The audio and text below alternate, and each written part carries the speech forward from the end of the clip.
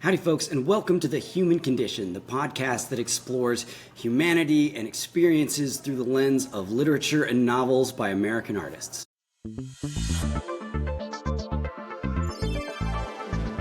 Today's work is Catcher in the Rye, J.D. Salinger's treatise on depression and isolation and the big fat phonies that perpetuate the world in the 1950s and today.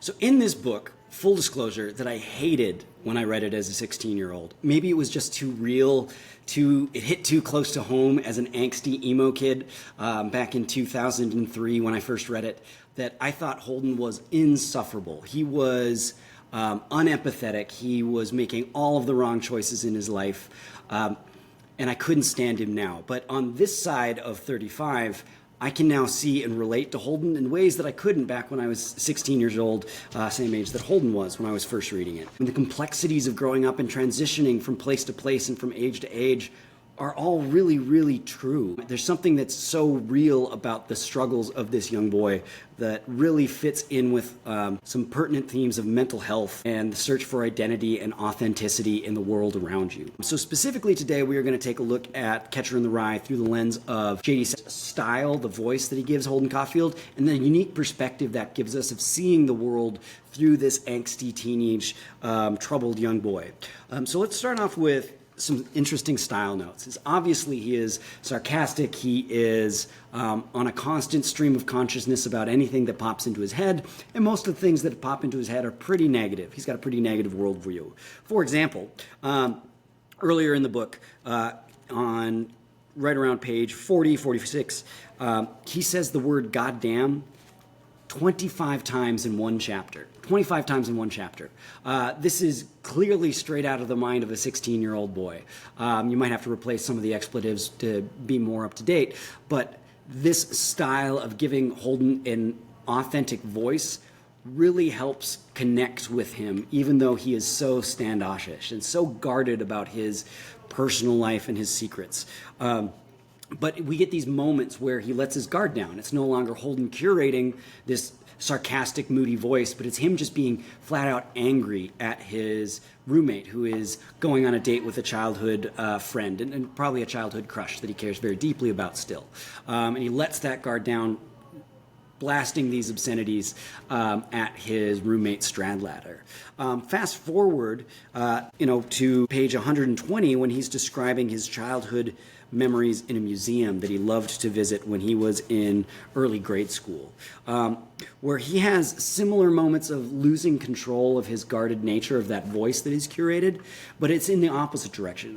It's away from anger, and now it's to one of nostalgia and happiness and memory, where he goes off around page 120 for over 2 pages worth of just excitement, reliving his moments in this museum.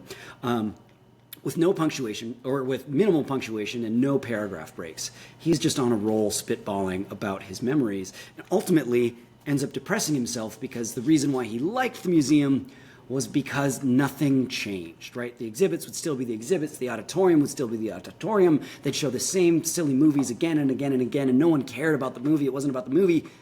It was about the space. It was about the safety, the consistency in life that Holden so desperately wanted, that he now realizes that even if the museum changes, he changes, and he loses that sense of consistency. This style, this voice of going from angsty teenager through different emotional states really gives us that perspective of who is writing. So for example, on page 52, Holden Caulfield states, as he's being kicked out of Pensy, I was sort of crying, I don't know why. And I call bullcrap on that, Holden. You just got beat up by your roommate, you got kicked out of school, you lost your fencing team's equipment on the train up to New York, so they couldn't even participate in the event that you were going to. As their manager, you know why you were crying, right? So that's a sense of his guarded nature. He doesn't want to let anybody into his true emotional state. But again, this changes throughout the book. Over on page 130, when he's having his first kind of open up moment to a person of his age, Sally Hayes, a girlfriend perhaps, where he says, Sally says, "Don't shout, please," which was very funny because I wasn't even shouting. Again, bull crap, Holden. You were shouting but I don't even think you knew that you were shouting. He's losing that sense of emotional restraint to hide what his actual feelings are, and he's just flat out not even recognizing where his emotional register is. This perspective, again, emphasizes that need for help, that emotional state that Holden is, where he is literally and figuratively a boy lost in New York. He's lost in this world, lost in this transition, this liminal space between childhood and adulthood, between getting kicked out of school and going home, between waiting for something to happen and having nothing happening at all. This is Holden's life, and he's struggling, and it's sad and it's tragic, but ultimately it gives us a strong perspective on this idea of what it means to be human. Right? That's the human condition, is to experience loss and trauma and have to deal with it. And have to deal with it not in a vacuum, but in the entire layers of the bullcrap that the world puts on us. Whether it's inattentive parents, or whether it's academic or professional struggles, or whether it's challenges with a partner, or whether it's loss of a friend or a family member.